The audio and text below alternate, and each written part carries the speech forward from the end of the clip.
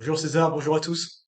Salut Franck, on se retrouve, on a plein de sujets à aborder aujourd'hui. Il y a pas mal de choses qui se passent en actu. On en a parlé dans la vidéo de la semaine dernière avec le conflit israélo-américain en Iran, évidemment, et tous les changements qui ont pu se passer. Donc on va parler évidemment d'actualité autour de tout ça, de Bitcoin, d'or, on va parler aussi d'Elon Musk, on va parler de Scott Barbie, qui est un peu le fils spirituel de Benjamin Graham, et on va parler d'une manière intelligente de pouvoir se positionner sur l'IA, mais en étant un peu plus value, ou en tout cas en le faisant à des prix qui sont raisonnables. Donc on a un gros programme, Franck, aujourd'hui. Ouais, on va essayer de pouvoir participer entre guillemets à la bulle IA, mais sans être dans cette bulle, pas payer les valos. Ça sera la fin de la vidéo. Exactement.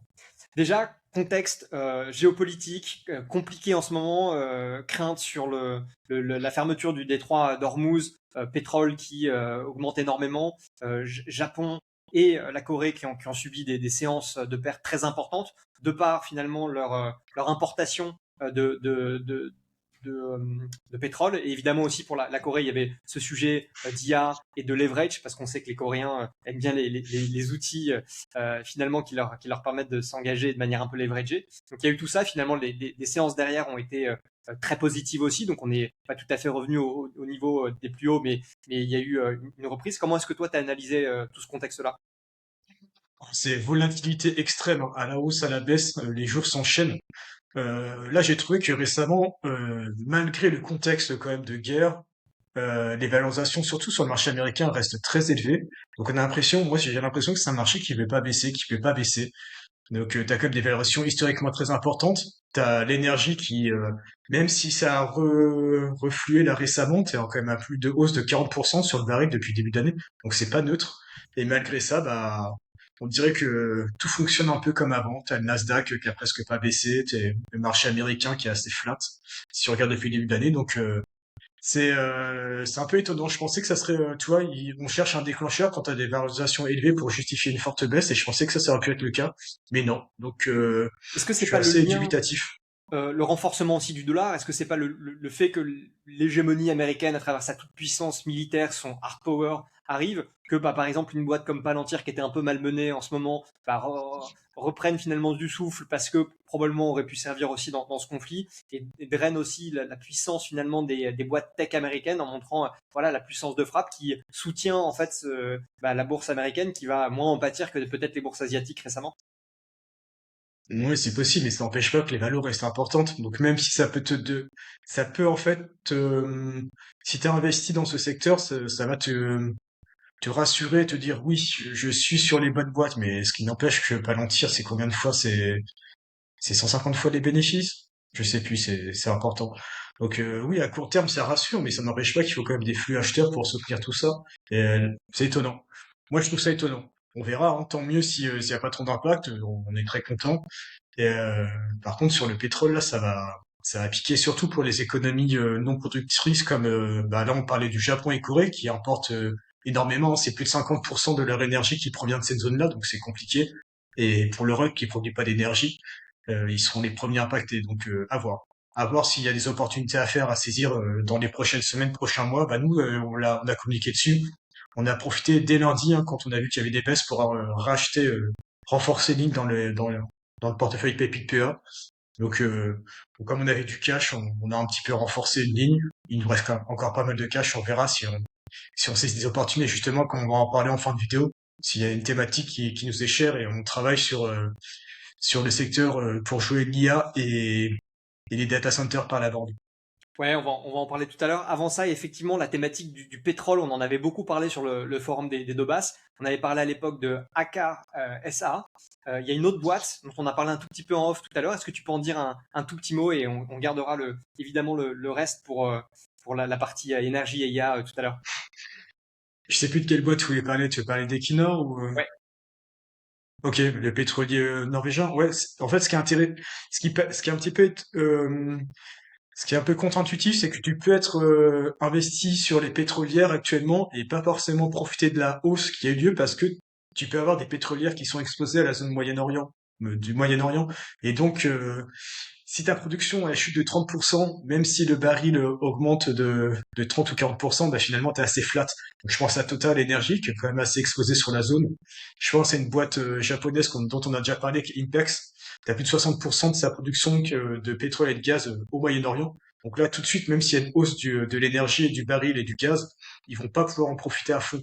Mais des boîtes qui sont sur des zones très localisées géographiquement hors de ces zones, bah, comme Equinor en Norvège, euh, bah eux, normalement, ils profitent, ils ont le levier direct de la matière première du sous-jacent qui explose, qui devrait se refléter directement dans leur capacité bénéficiaire. Après, tu peux avoir des acteurs aussi du GNL. Typiquement, les acteurs australiens, j'en connais très peu côté, je suis pas, mais des acteurs du GNL, donc du gaz liquéfié américain, eux, ils vont pouvoir exporter comme des malades s'ils sont pas trop couverts, parce que c'est un peu la problématique aussi si tu veux avoir une exposition pure. Et si tu achètes des acteurs, des actions d'acteurs nord-américains, mais qui sont déjà couverts à 75% sur une baisse ou sur une hausse, et ils pourront pas profiter de l'explosion du cours spot. Et il y a peut-être des choses à faire de ce côté-là, à la marge. Ouais. Ah oui, autre point euh, qui a été soulevé sur le forum, il y a indirectement, t'as plein de secteurs qui sont impactés et des prix qui explosent au niveau engrais et indirectement tout ce qui est soufre parce que c'est une zone qui exporte beaucoup de soufre et le soufre est indispensable pour dans le process de fabrication des engrais. Et donc il y a des pistes qui ont été évoquées sur le forum. Si vous êtes abonné, vous allez voir, il y a des choses à faire probablement en Alberta au Canada parce que les producteurs canadiens de pétrole, en fait, c'est un pétrole qui est très lourd, qui est très soufré. Et à la base, le soufre, c'est un coproduit, mais qui est une charge pour ces boîtes-là. Et bah là, peut-être que ça va devenir un, un potentiel bénéfice supplémentaire pour les producteurs de pétrole très lourd. Donc le Canada pourra en bénéficier. Donc tu Ouais. vois, tu peux faire plein de choses. Après, faut pas faire des paris trop longs je veux dire, si tu fais une stratégie sur le blocage du détroit d'Ormuz et tout d'un coup, demain, il est débloqué, ta stratégie tombe à l'eau, donc faut qu'il y ait des tendances de long terme et que ce soit juste un petit plus dans sa stratégie d'investissement, mais tout ne soit pas basé dessus et surtout ne pas surpayer si tu veux juste cette stratégie-là.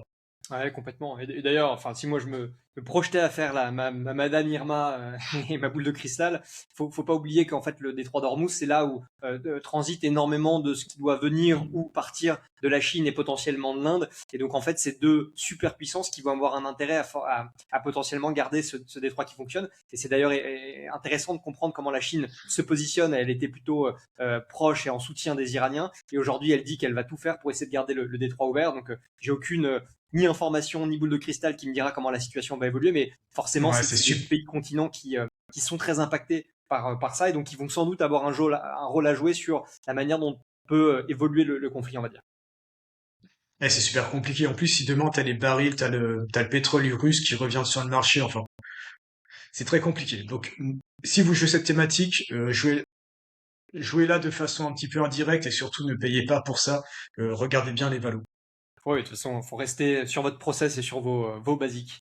Justement, pour revenir un petit peu sur les basiques en temps de crise, évidemment, l'or est censé nous protéger. L'or était déjà au plus haut. Le Bitcoin, finalement, avait déjà perdu quasiment 50% depuis son ATH. Il y a même eu un mouvement un peu rigolo. D'ailleurs, on en avait discuté un peu ensemble en off où je crois que la Corée avait perdu 20% de jours, mais le Bitcoin avait gagné 7%. On se disait, mais what the fuck, qu'est-ce qu'il est en train de se passer? Comment est-ce que tu as analysé tout ça de l'or qui reste une valeur refuge, mais finalement qui a un peu moins profité versus le pétrole forcément qui était plus sous tension, et le Bitcoin qui a un petit peu corrigé, mais finalement pas tant que ça au regard de la situation.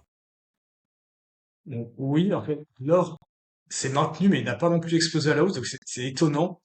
Euh, et hier, sur une séance, par exemple, j'avais partagé un tweet où tu as le marché américain qui est reparti à la hausse assez fortement, euh, entre 1 et 2% en fonction que tu regardes le Nasdaq ou le S&P, et tu avais l'or qui progressait de 2%, alors que le VIX, l'indice de la peur, de la volatilité du marché action américain, était en baisse de plus de 10%. Donc en fait, j'ai pas compris pourquoi l'or, qui est censé être une valeur refuge, progressait comme un actif spéculatif. Donc je me demande en fait si c'est pas devenu aujourd'hui un actif vraiment, on en avait pas dans une ancienne vidéo, un actif un petit peu entre guillemets trop à la mode et qui ne rend plus, qui ne joue plus maintenant son rôle d'actif refuge. Et à l'inverse, le Bitcoin, eh ben, on dirait qu'il a repris un petit peu de sa superbe sur cette thématique-là. Bon, on verra quand ça va vraiment chambouler, si il tient bien les 70 000 $ ou s'il va aller à la cave. Ouais, complètement. Et on en parlait par rapport au Dogecoin.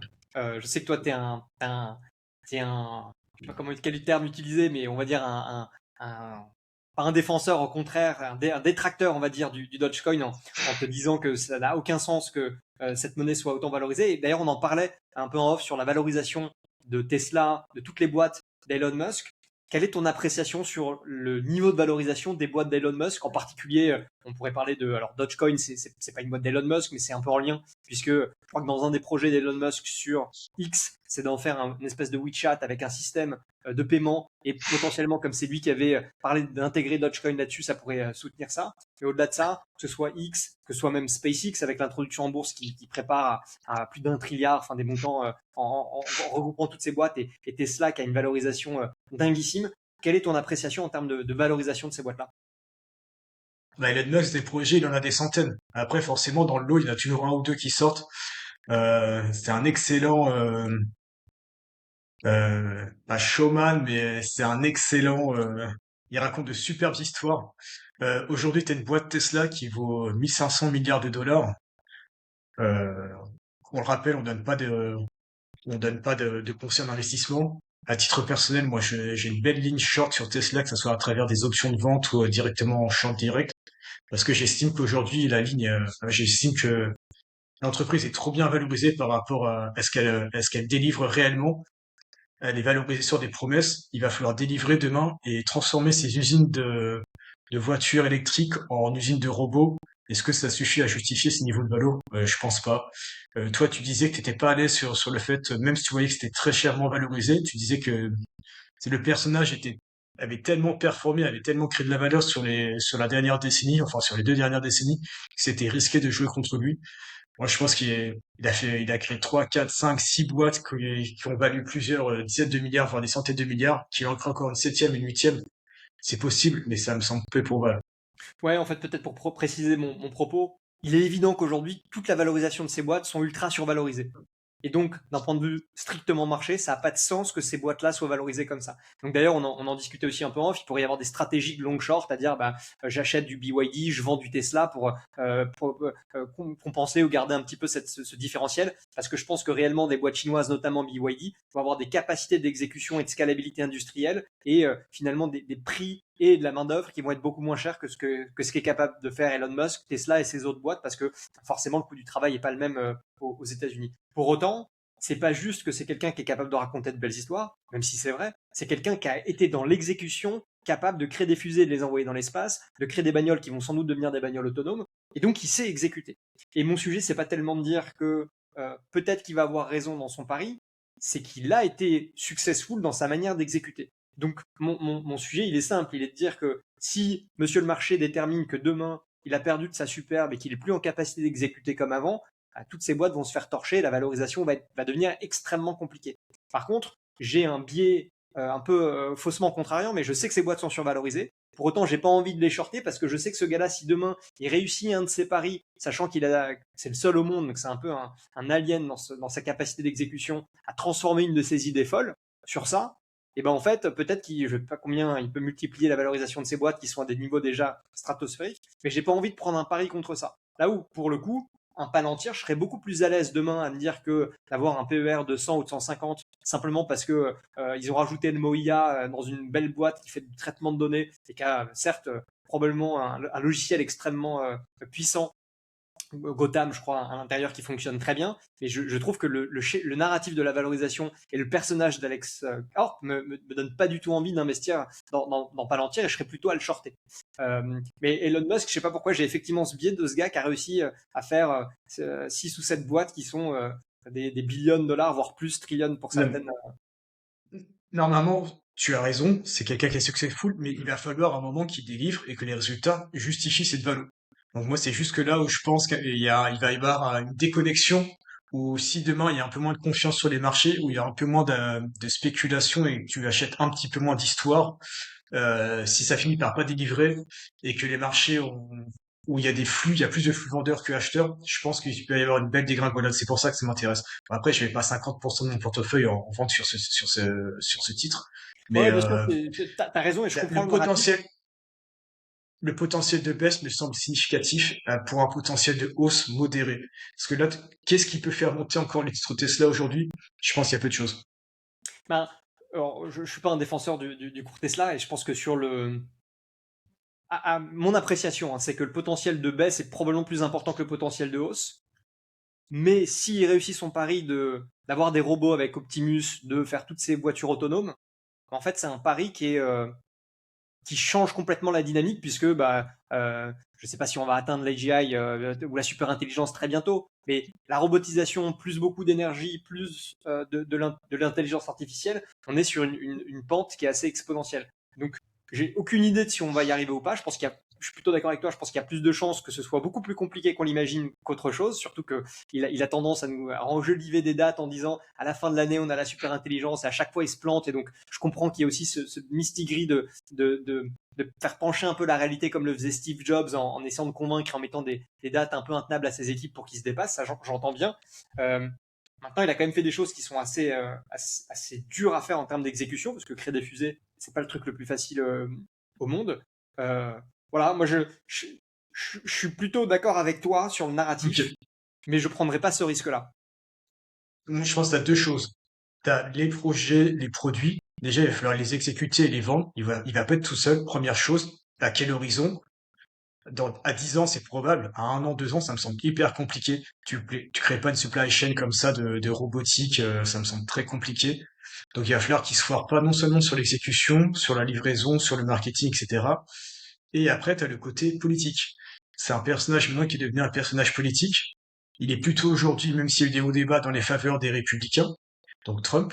Demain, t'as le démocrate qui arrive au pouvoir. Est-ce que tous les contrats vont sauter? Est-ce qu'il va pas se prendre un retour de manivelle? Donc tu vois, aujourd'hui, il a un peu le vent dans le dos et je pense, que ça peut vite tourner, il peut vite se prendre la porte de saloon. Euh, C'est vrai. En plus, il y a un truc que je comprends pas, c'est que, enfin, c'est un peu antinomique, c'est que lui, fervent soutien des républicains et ses consommateurs de base, je dirais, c'est un peu le bobo de la Silicon Valley démocrate et qui achète ses Tesla et les produits Tesla. Donc là, entre l'image qu'il a produit et les produits qu'il vend aux gens, t'as une déconnexion et ça c'est assez étonnant. On a vu hein, récemment, t'avais beaucoup de gens qui avaient acheté Tesla, qui ont mis sur leur voiture un autocollant. Oui, j'ai acheté cette voiture avant que Elon Musk travaille avec Trump. Donc Mm. c'est quand tu as un produit comme ça qui est assez marketing et qui est devenu un peu mass market, le côté idéologique va beaucoup rentrer en compte et demain, je sais pas, s'il y a 50 robots différents sur le marché, ça peut aussi rentrer dans la donne de savoir qui va tirer les marrons du feu et surtout si tu as les démocrates qui arrivent au pouvoir, ce qui est possible, hein, les alternances Bien ça sûr. arrive. Et puis t'as des élections Est-ce plus avant ça hein, pour la Chambre des représentants de la mi-mandat qui vont arriver dans pas si longtemps que ça. Hein.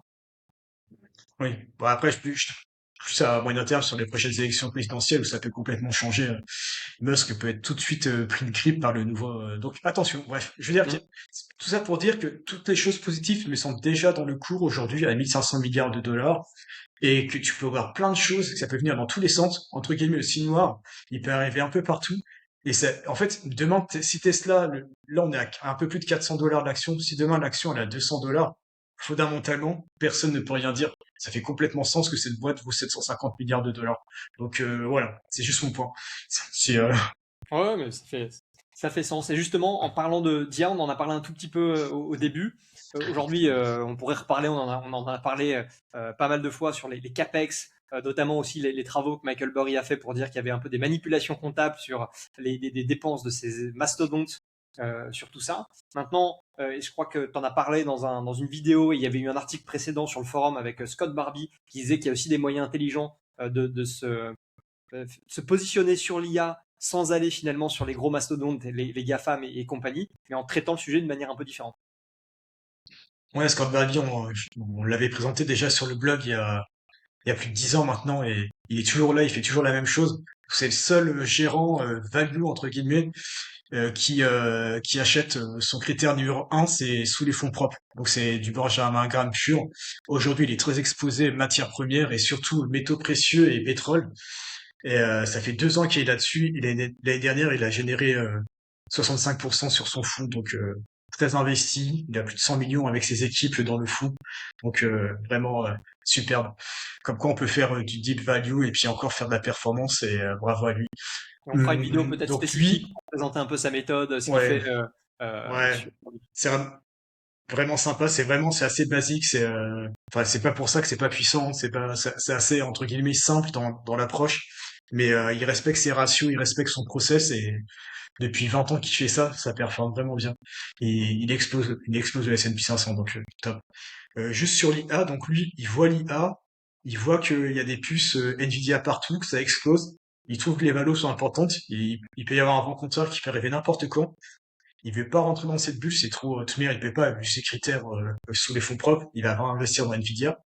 Et lui, ce qu'il dit, c'est si Nvidia continue de se développer comme ça, rend des puces à gogo pour les data centers, en face, il va falloir des infrastructures et surtout beaucoup d'énergie. Je sais plus combien, mais les puces, elles augmentent de puissance, allez, tous les 6 mois, peut-être 50% là.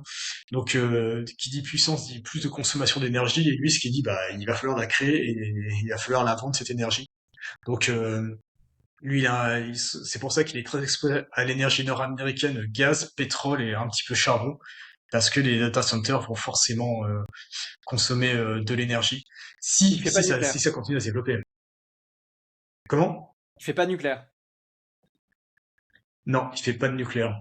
Les valos sont très importants. J'ai vu quelqu'un, un investisseur francophone, lui, il dit que le nucléaire aussi, toutes les boîtes liées à l'uranium nucléaire, c'est très cher, que ce soit la production d'uranium, que ce soit les valos liés au nucléaire, parce qu'il y a un boulevard devant ces acteurs, mais les valos sont là, donc lui, ce qu'il faisait, il achetait plutôt de l'uranium, la matière première, donc un tracker uranium pour jouer la hausse de la demande d'uranium, ce qui me semble pas bête. Comme ça, t'as pas les valos des bons. Après, à savoir combien vaut une matière première, c'est toujours compliqué. Euh, Toi, tu avais une autre approche sur les data centers. Enfin, indirectement, moi Ouais, aussi, je suis exposé à cette thématique-là. Tu voulais la jouer autrement par la bande, mais sur ouais, un autre moyen. sur une matière première qui est en lien avec la data center, alors pas sur une énorme proportion, mais qui est un peu tendue en ce moment, c'est le cuivre.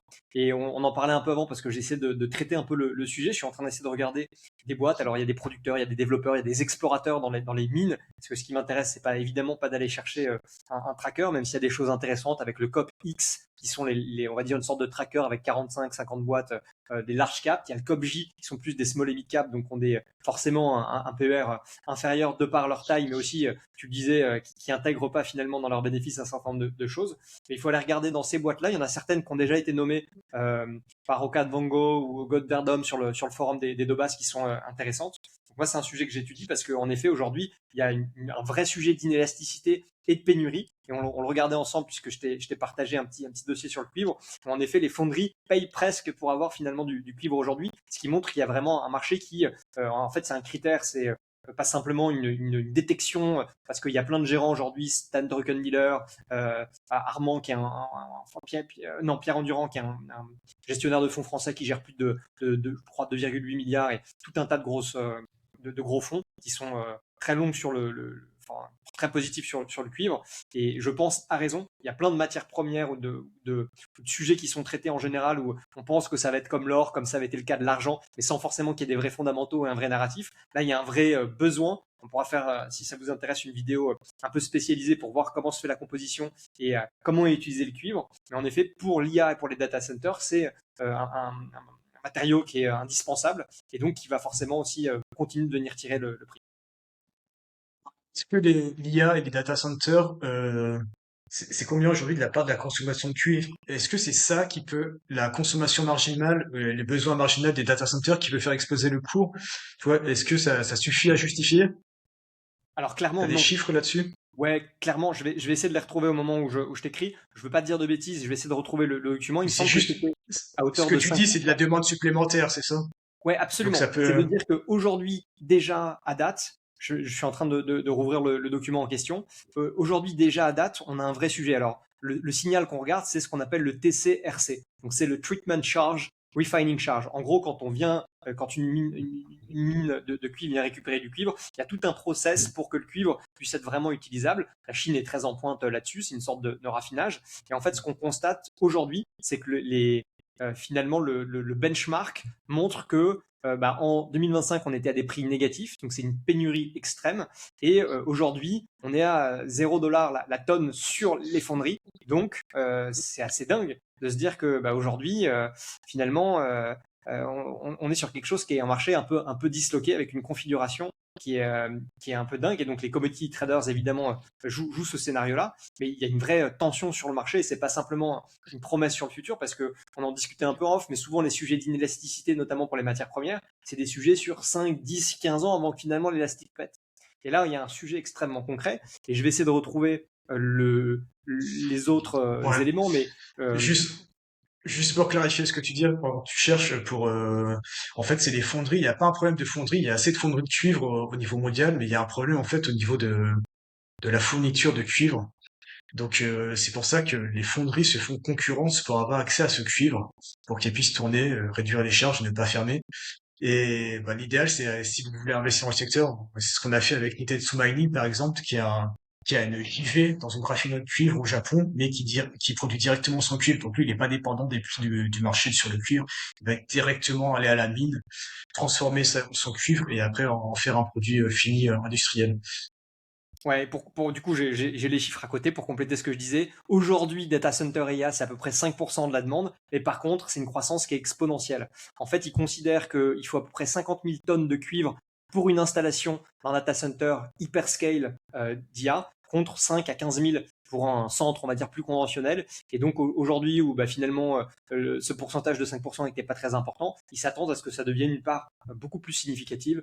Et très rapidement, pour les réseaux électriques, c'est 35%, véhicules électriques, 8-10%, énergie renouvelable, 8-10%, et construction et industrie plus traditionnelle, 40%, et sur ça, on est sur des croissances plutôt stables. Donc en effet, aujourd'hui, le En, problème en, d'élasticité va venir en partie de l'IA.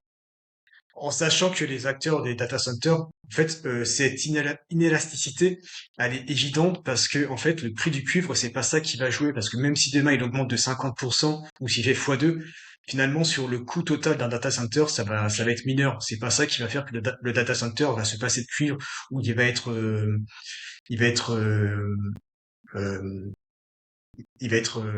changé. Enfin, je sais plus comment on dit le terme, il va se faire disrupter ou il va être modifié en termes de ressources avec de l'aluminium, etc. Parce que le prix en fait est tellement faible sur le produit final que c'est pas le prix du cuivre qui va modifier le fait qu'on en consomme moins. Donc Absolument. Et puis il y a un autre sujet, c'est que certaines personnes disent que par exemple l'aluminium serait un produit de substitution. En réalité, c'est l'aluminium, ça, c'est il y ça, a une c'est le terme que je veux conductivité, changer de substitution. ouais, il y a une conductivité qui est inférieure. C'est pas tout à fait le même diamètre de câble. Enfin, il y a tout un tas d'éléments qui font qu'en fait c'est pas exactement substituable et donc ça permet pas de faire exactement la même chose. Donc en tout cas, voilà, ça peut être une partie intéressante pour se positionner là-dessus. Donc on a parlé pétrole, on a parlé énergie. Toi, est-ce que d'un point de vue énergie, au-delà du pétrole, euh, par rapport à la situation actuelle, tu t'es dit, je vais me positionner sur d'autres types de sociétés, comme le fait Scott Barbie, que ce soit avec du GNL, du charbon ou d'autres des valeurs délaissées. On parle souvent d'ESG en ce moment, qui était très à la mode. Et comme en bon contrariant, on va regarder les choses qui sont un peu moins à la mode. Est-ce que ça peut donner des envies au-delà du pétrole là-dessus? En fait, ce qui est, enfin, là où j'ai un peu subi cette hausse, c'est que on en parlait il y a un mois ou deux, c'est que je protégeais mes lignes de pétrolières parce que je comprenais pas la hausse des pétrolières par rapport aux sous-jacents, et donc j'avais pris des couvertures. Et donc, j'ai envie de dire, pas de bol, le pétrole a explosé à la hausse, et donc mes couvertures, au lieu de me couvrir, elles sont montées un vrai boulet au pied. Donc, ça a compensé quasiment presque l'augmentation des valos de mes pétrolières. Euh, Par contre, il y a des lignes qui sont intéressantes. On en parlait tout à l'heure par rapport au soufre, c'est que le plus détesté des valeurs pétrolières, c'était le sable bitumineux au Canada. Mais en réalité, c'est pas des grands trous dans le sol et puis on va tout laminer sur des hectares et des hectares. Maintenant, tu fais ça avec des systèmes de vapeur sur des trous très profonds avec des durées de vie de plusieurs décennies. Et on se rend compte que ce pétrole-là, il est quand même assez fiable en termes de visibilité. Les coûts sont plus ou moins connus à l'avance, c'est beaucoup de capex. Mais cette visibilité permet de se dire on est serein sur cette ligne. Et maintenant, comme on sait qu'ils vont produire un petit peu de soufre, finalement, c'est devenu un élément positif. Donc, tu vois, les thématiques et les modes changent et c'est ça qui est assez intéressant. Donc, je regarde un peu plus de nouveau peut-être le pétrole canadien. Ouais, à regarder. Voilà, en tout cas, on a fait cette semaine une grosse review. On a parlé d'actualité, de la guerre en Iran, du Bitcoin, de l'or, d'Elon Musk, de Scott Barbie, de la manière de s'exposer à l'IA. C'était un format un peu nouveau parce qu'on préférait faire une seule vidéo un peu longue plutôt que d'en faire deux, trois dans la semaine. N'hésitez pas à nous dire d'abord si vous étiez d'accord ou pas sur le micro-débat qu'on a eu sur Elon Musk, ce que vous pensez de la situation actuelle, si vous préférez plutôt les petites vidéos que les longues, qu'on prenne un peu vos feedbacks et qu'on continue de faire du contenu qui vous intéresse. Franck, merci beaucoup et à la semaine prochaine à tous. Merci à toi, ciao.